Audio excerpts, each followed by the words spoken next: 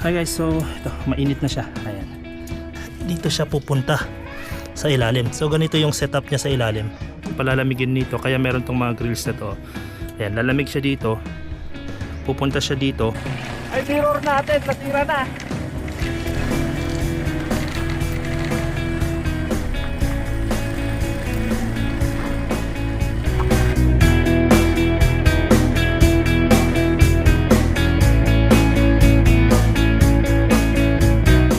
Hi guys, so nailagay na natin itong front fork extender. Ayan, 3 inches. Nakuha natin to kay Swabs via kay Raven sa TikTok shop niya. Ayan, so check nyo siya. Nailagay na natin. So mapapansin nyo, tinanggal na natin dito yung upper front fender natin kasi ilalagay na natin to. Ayan. This is an oil cooler. Ang tagal ko na itong nabili, like more than a year. Year 2024 pa yata. So naging busy tayo.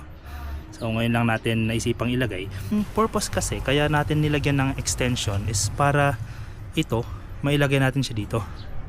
Tapos pag nailagay natin yung front fender, hindi siya tatama dito mismo. So ganito siya. Ayan. Gumagawa tayo ng butas dito. Ayan. So ito pala, itong crash guard, tank guard, tsaka engine guard, gawa to ni Sir Al Medina. Ayan, so bubutasan muna natin dito. Sir Al, kailangan kong butasan to ha. Step by step yung pagbutas natin. So yung una natin ginamit is yung mas maliit. Ayan, next ito number 6, tapos last is number 8. Ayan, nalagyan natin to ng tawag dito, nilagyan natin ito ng oil. Ayan, Singer oil para hindi mahirapan yung mismong drill bit. Okay. And so nabutas na natin. Ilalagay natin is ito M8 na bolt para dito. Ito yung dating lalagyan ng horn natin. So nilipat natin siya dito. Ayan, so dito natin ikakabit. Tapos maglalagay ulit tayo ng parang bracket dito para dito sa mismong ito kasi ayan meron pa sa baba. Ayan. Okay, so swak na siya dito. O meron pala silang inclusive nito, yung holder mismo ng oil. Ito to. Dito siya. Ayan, eksakto siya doon, Ayan, tapos dalawa to, so ika-clamp na lang natin siya dito. Tapos yung isa dito sa kabila. Pag ganyan. May rubber siya. Ayan naka-built-in na yung rubber niya dito. So ibig sabihin, nag-absorb siya ng vibration ng motor para hindi to masyadong ma-vibrate.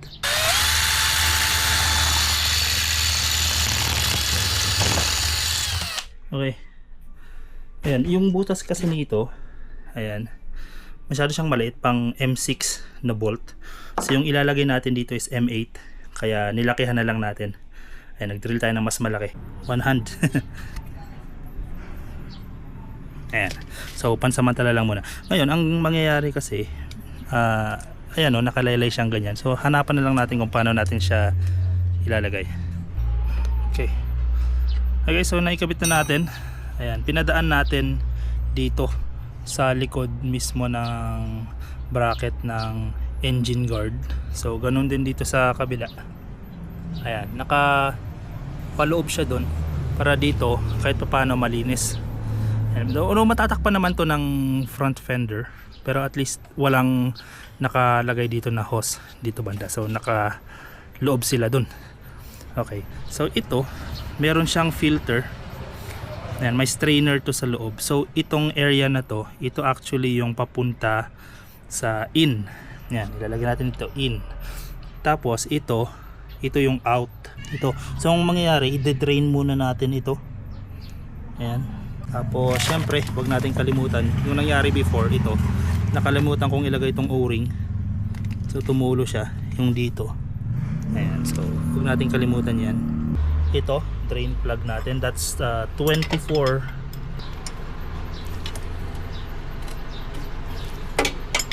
Dahan-dahan. So, by the way, kung makita nyo, grabe na yung kalawang niya, Ayan, magpo 4 years na rin kasi. Saka lagi itong sumasabak sa putikan. Kaya ganito yung nangyari. I-repaint na lang ulit natin. Ayan, nai-push na niya. Hindi natin nasalo ng mabuti. Ayun. Tantay lang natin. And may strainer sa loob. Tapos ito yung spring. Hindi na natin gagamitin yung cover. Tinanggalan natin yung isang patungan. 24 inches yung side stand natin. Papalitan natin to ng 30 cm. So inantay lang natin dumating.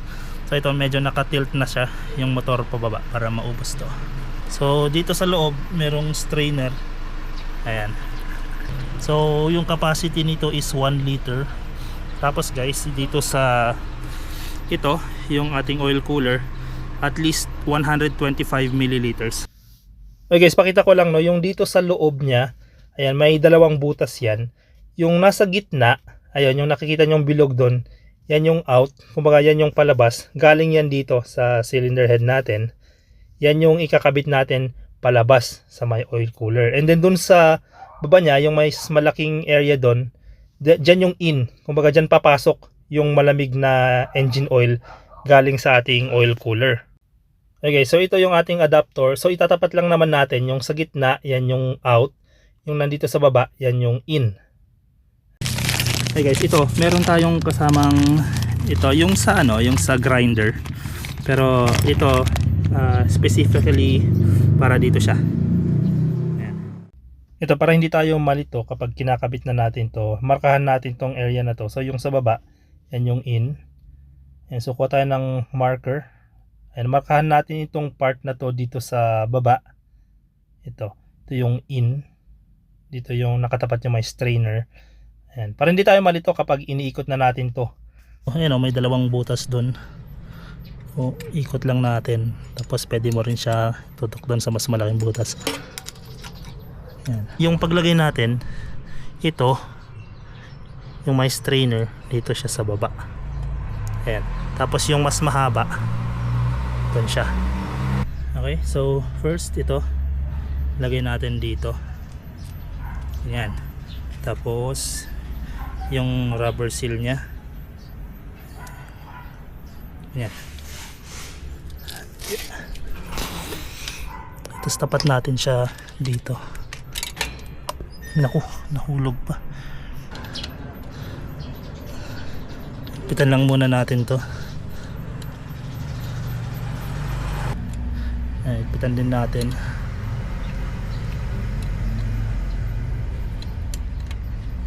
Okay, so after natin ma-drain yung engine oil, yan, clear na siya dito.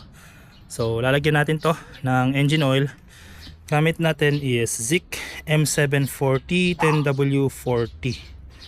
Ayan, shout out sa Mitsukoshi Baguio. Sa kanila ko nakuha to. Ayan, so dalawa yung kinuha natin.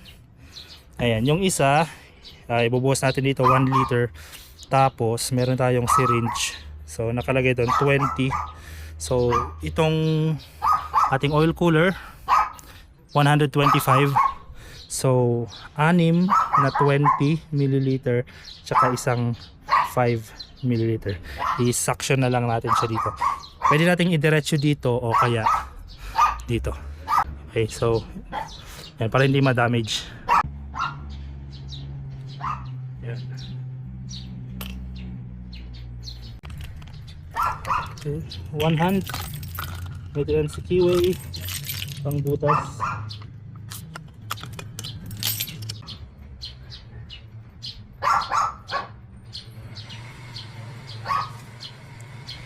Okay, so ulit ito i-syringe na lang natin ito. So ayun,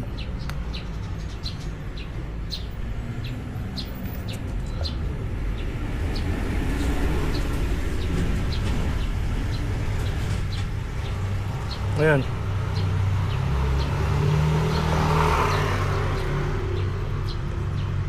Ayan, so yan ito 20 times 6 120 tas plus 5. Okay, so last. Ayan, so 5. So 125 last na. Okay. So, pa na natin.